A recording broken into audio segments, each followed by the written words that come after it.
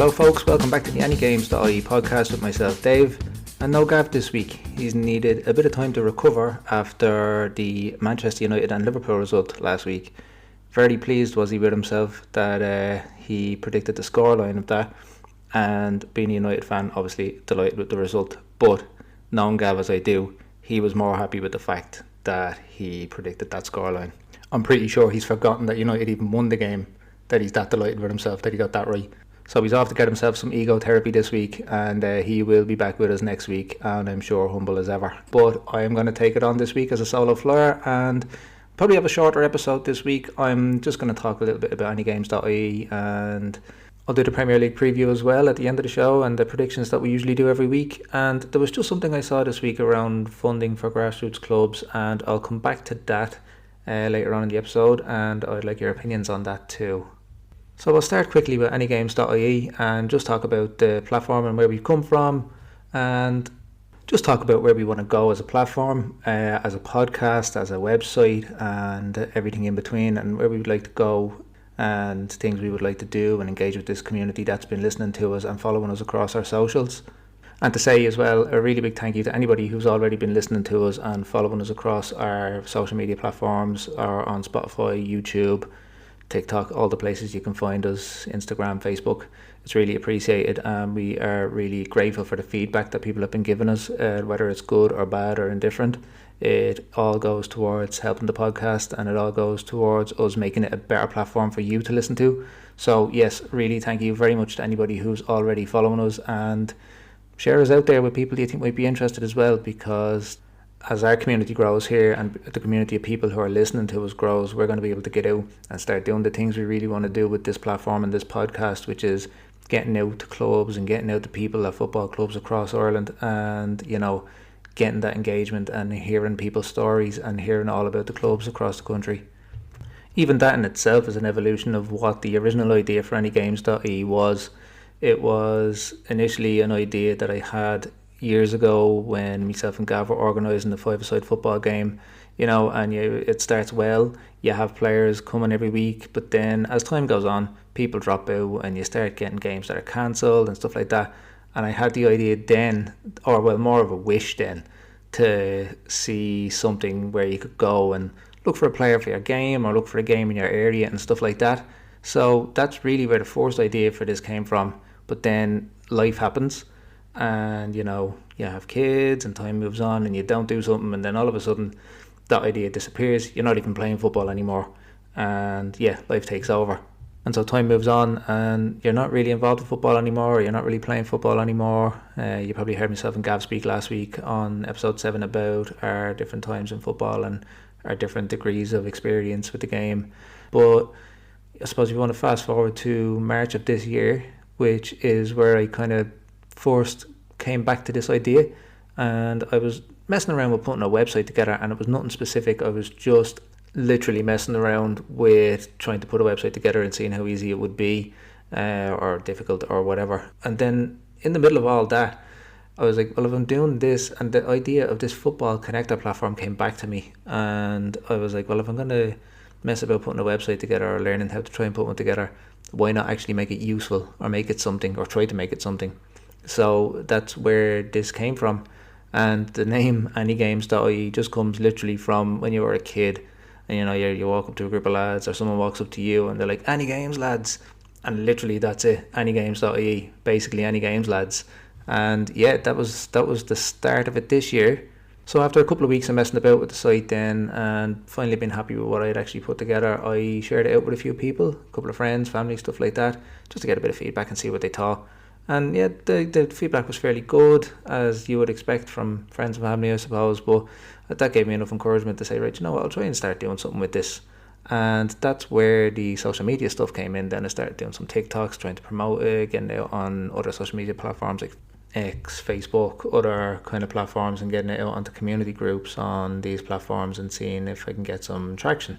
And it did, and I started to see people start to use the site, and then all of a sudden you start to see people are actually getting games on the site and getting players for their games, and that gave me even more encouragement to just keep going and trying to promote it. And I'm still doing all that at the moment, so you will see posts and stuff across our social media platforms. But then this is where Gav comes into it, I suppose, because I had shared it with him. He was one of the people that I initially shared this with to get some feedback. And he, in the beginning, and him and a couple of others said, you should do a podcast to go with that. And I was like, no way. There's no way I'm doing a podcast. No one's going to want to listen to what I have to say. And for a couple of months, didn't really want to entertain the idea of a podcast. It didn't really cross my mind as something I was actually going to do or that was going to happen. But we had conversations, and, back to feedback from Gav, something that evolved from that was the club side of the website. Gav had kind of said, something that would be good for the website would be a section for clubs to come who are looking for players, looking for coaches, or having events at their club. Like that, we show everything out again across the platforms. And that seemed like a really good idea, and it wasn't much of a hassle to add that to the website. So pretty much within a day, that section had got up on the site, and it was something else we were promoting for the website. And that is the start, I suppose, of the evolution into what we are now.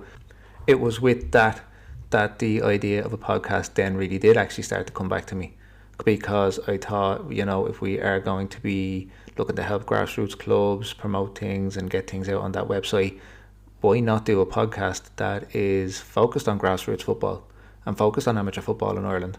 I don't know if there's much of that going on, if there's many platforms doing that, and I felt like that would be really something that people could get interested in. So I really did start to mull over getting a podcast out there then, but the doubts creep in. You're like, what do I know about podcasting? Does anybody really want to listen to me? But I said, what, feck it, we'll just go for it. And that's when I messaged Gav and said, Gav, do you want to do a podcast? And Gav was well up for it, probably more up for it than I was, to be honest.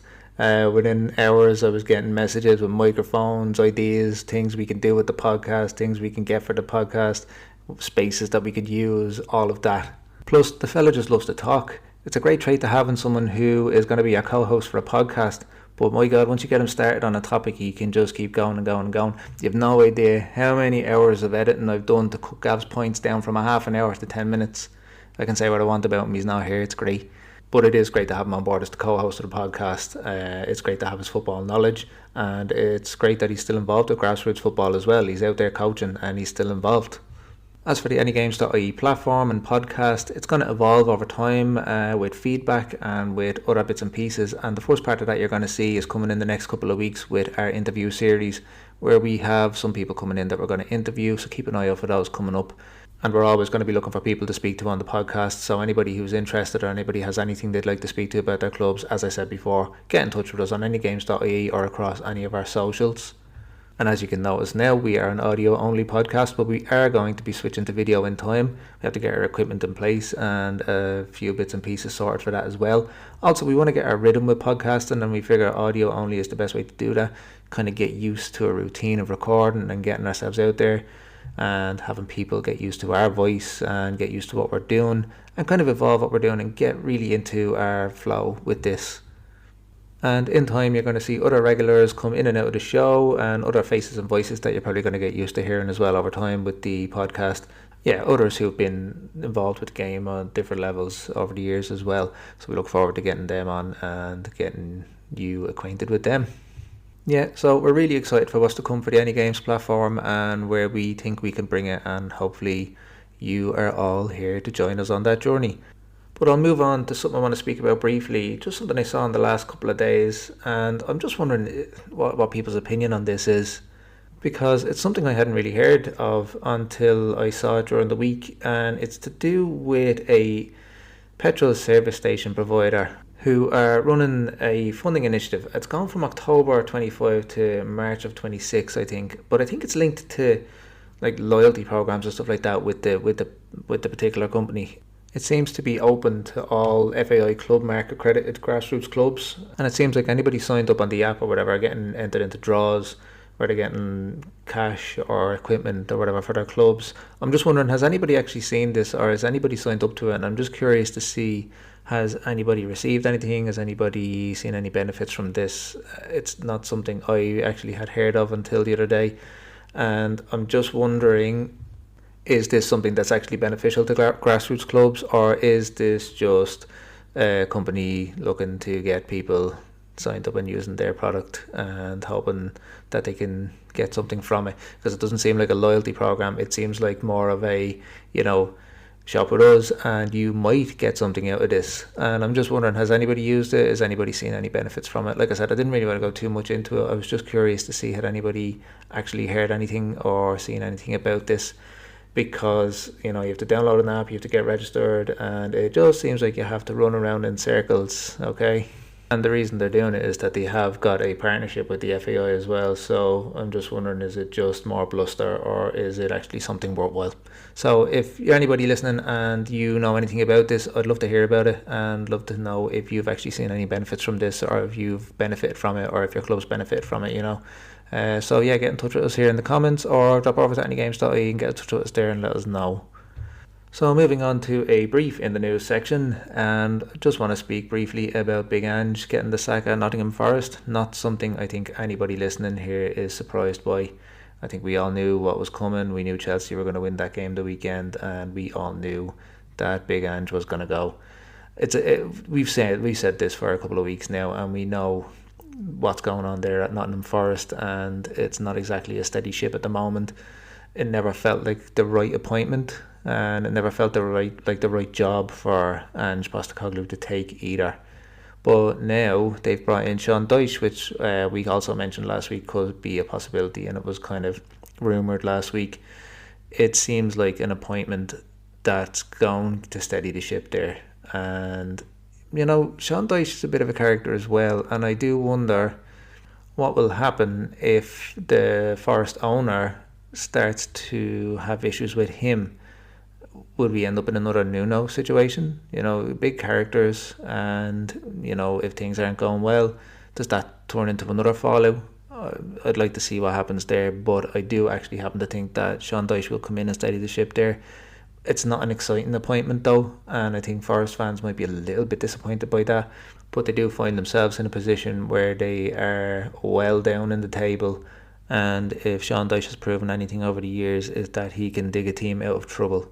You might never get them to the heights of like what Forest had last year with Nuno, and for what it's worth, I still think Nuno was the right man for that job. It's just that the situation had become toxic. But yeah, I'm interested to see. I'm not a big fan of Sean Dyche, so for me, having him back in the Premier League is not exactly great news for me. But look, Forest fans won't care if he can be successful there. So yeah, Sean Dyche back in the Premier League, and Big Ange looking for a job again. That brings us nicely into last week's Premier League football, I suppose, because the first game we had last week was Forest and Chelsea, and as I just said, Chelsea easy winners, and nobody was surprised by that. So yeah, good game for them, not so good for Forest. We had Brighton and Newcastle, which Brighton ran out 2-1 winners in that one. This is an interesting one. I think Newcastle probably would have been looking to this game to start the ball rolling on a bit of form for themselves. They had a tough start in terms of some of the games they've had this season, and I think they would have looked at this game and thought, right, okay, we can, get a result here and start getting our season on track. But it wasn't to be, and Danny Welbeck, ex-Arsenal man, with a brace there. Nick Voltemada again though, he another goal for him. He's going well there at Newcastle. It's just unfortunate Newcastle aren't, and I do wonder how long it will keep going for them having poor form before Newcastle fans start to get a little bit restless and start to turn a little bit on possibly the manager and the club. Next up we had Burnley and Leeds. Burnley winning 2-0 there, which is a vital 3 points for them, and it leaves both of those clubs down near the bottom of the table. No surprise there, and we shall see how that plays out over the course of the season. But then after that we had Palace and Bournemouth, and this was a cracking game. Two clubs who are really going well in the Premier League at the moment just went at it, and late drama in that one. Like, you had an 89th minute goal from Ryan Christie, and then that seemed like it was done and dusted, and then you had a 90 minute plus 7 penalty from Mateta to complete a hat-trick. So a great game from him there, and yeah, two clubs just gone really well. Not looking forward to Arsenal playing Palace this weekend. Then City and Everton, and I think I expected more from Everton in this one, or maybe I expected less from City, I'm not sure. But when you have Erling Haaland, who is just scoring goals like a machine at the moment, you're always going to have a chance of winning. And so yeah, City at home 2-0. I don't think any big surprises then in the end with that one.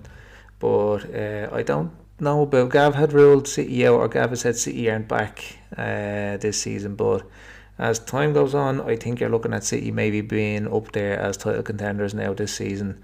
You can never write them off. You just can never write them off. And I think they'll be up there towards the end of the season. Next game was Sunderland and Wolves, with Sunderland 2-0 winners, and I don't think anybody's surprised there. Wolves with their terrible form continuing, and Sunderland, who have actually looked well this season and definitely look on course to be staying in the Premier League for the season ahead, or should I say next season. Then we had the late kick-off on Saturday, which was Arsenal away to Fulham. I was a bit concerned about this game, I have to admit, going into it. Fulham have caused Arsenal problems at Craven Cottage in the past couple of seasons, and to be honest, it kind of continued into this game. Although Arsenal kind of had total dominance of the game, complete control, Fulham went without their chances, and it just felt like one of those games that you just weren't going to get the breakthrough. But set piece FC, and I'm not ashamed to say I was delighted. Corner, and then Leandro Trossard putting it in at the back post. I'm not even going to make any apologies. I actually enjoy the fact that people hate us getting these set piece goals. It is really enjoyable to watch people crying about it, and long may that continue. Thanks very much. Then moving on to Sunday, we had Spurs and Aston Villa, and another result which I was very pleased with over the weekend. And Gav is not here to stop me, and I just want to have a little laugh at Spurs at home, losing 2-1 to an Aston Villa team who haven't looked very well over the course of this season so far. But maybe it's a sign of their fortunes turning as opposed to Spurs. But maybe it's a bit of both, and maybe Spurs are just rubbish. Although I must admit I didn't actually see the game, so I can't really comment on who was good and who wasn't. But I did see the next game of the weekend, which was Man United and Liverpool. And it was a good game, to be fair. I really enjoyed watching it. United scored an early goal. I never felt like they were actually going to hold out for that. But to be honest, they looked like the better team throughout the course of the game. But when Liverpool did get their equaliser, and Gakpo, by the way, Liverpool's best player of the season so far. I don't know if Liverpool fans would agree with me there, but from what I've seen, Gakpo has looked really good for Liverpool, and definitely their best forward player, earning his place in the team. But yeah, Liverpool got that equaliser, and I thought from there they were actually going to go and win the game. But then Harry Maguire, the man, the myth, the legend, popped up with his big head, and gave United the win. And I'm sure United fans are delighted, and I'd say Gav is raging. He's not here this week to talk about that game, but maybe we'll give him a little segment next week if he wants to. I would like to hear from Liverpool fans though. Are you getting concerned now, or is this just a blip? But how long can a blip continue before you are looking at being out of a title race? So if any Liverpool fans are listening, I'd actually like to hear from you. Is this a problem with your manager? Is it a problem with your players? Where do you see it? So yeah, get in touch with us here in the comments or over on AnyGames.ie and let us know what you think. Then we had some Monday night football, which was West Ham at home to Brentford. Against my better judgment, I watched this game. It was awful. It was quite boring, but again, West Ham having more trouble. And Brentford going well, and fair play to Keith Andrews. To me, he's doing a good job there. It's a good result for them, I suppose, but West Ham just look like they're in trouble. And Nuno's in there now. Maybe he can turn it around for them. We shall see. Sometimes I feel like when a club get themselves into trouble, it's like water spiraling the drain and you just can't stop it, and no matter how hard you try, it's just inevitable. I hope so, because I called it on the first episode of this podcast and I like being right, so we shall see. I suppose that leads us nicely into looking at the weekend ahead then, because we have West Ham again on Friday Night Football, who are away to Leeds, who I enjoy watching, and I think Leeds might get a result here. I think West Ham, I think their troubles are going to continue into this weekend, with Leeds at home as well. They'll be up for it.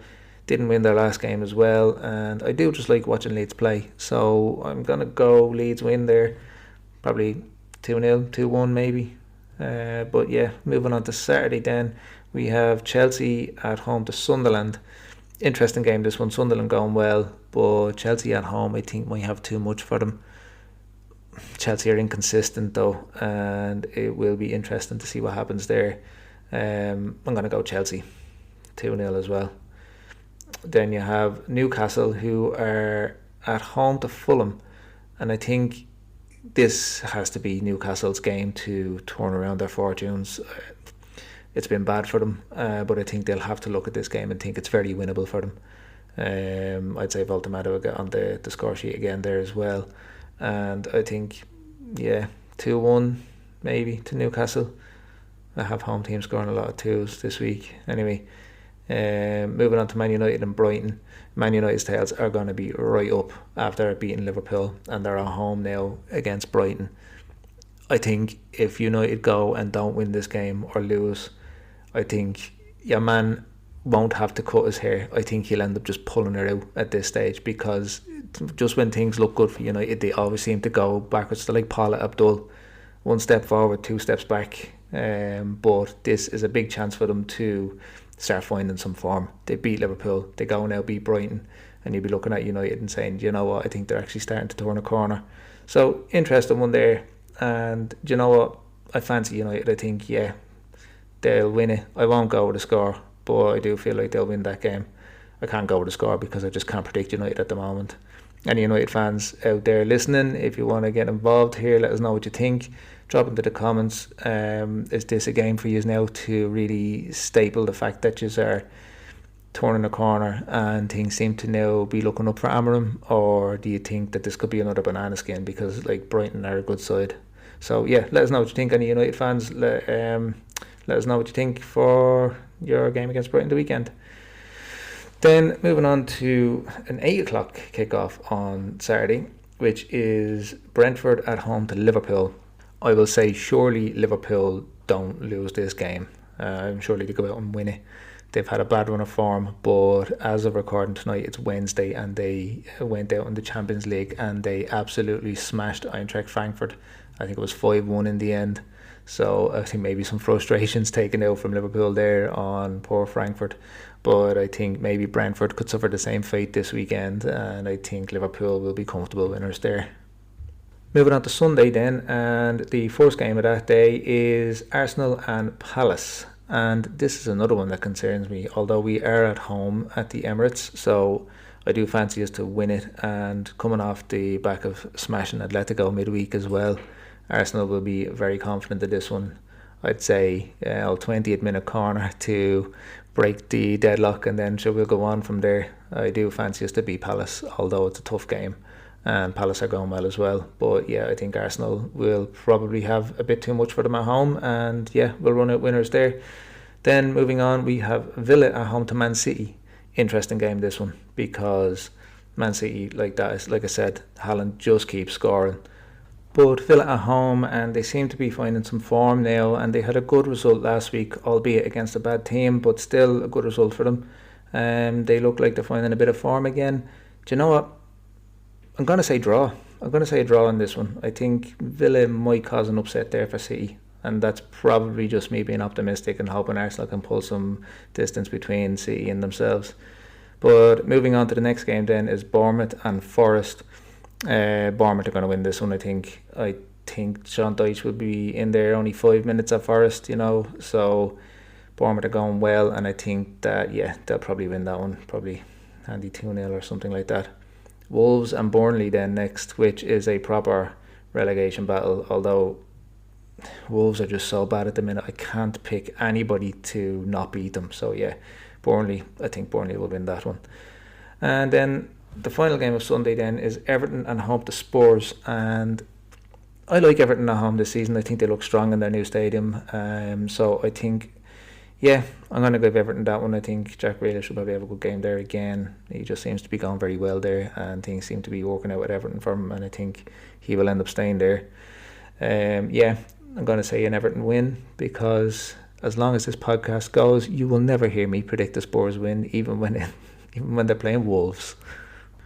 And that's the Premier League preview done for this week, and I think that's where I'll leave the podcast for this week. So as always, if you're enjoying the podcast, please follow us on Spotify and YouTube. Hit the notification bell for updates on new episodes. If you'd like to leave us some feedback or drop in any questions or topics that you'd like us to cover on the podcast, drop into the comments there also on Spotify and YouTube, or head over to AnyGames.ie and drop into the chat section over there. Anything that goes over there we'll cover on the podcast as well.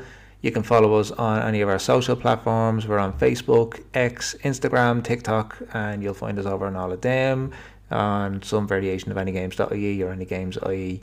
And yeah, drop into the comments over there as well for feedback. And yeah, share with anybody you think might be interested in this podcast as well, especially on the grassroots level. And anybody you think might be interested in coming onto the podcast, please do get in touch with us on AnyGames.ie or through any of our social platforms. You can DM me there, or you can drop into the comments. I will 100% get back to you. And yeah, myself and Gav are always interested and always looking for people to speak to on this podcast. So if you feel like there's anything you'd like to say about your club, come on and speak about any events, promote anything, we will show everything out on here. And if you are looking for five-a-side football or anything like that, AnyGames.ie is there. So head over there, get registered and post up there, and we will show everything out on our social platforms and on this podcast as well. So yeah, like, follow and share with anybody you think might be interested, and leave reviews on Spotify and YouTube as well, because it really does help the podcast. And again, thanks to everybody for listening, and thanks to people who are already following us on those social media platforms. And I will leave it there, folks. So thanks, and we'll speak to you on the next one.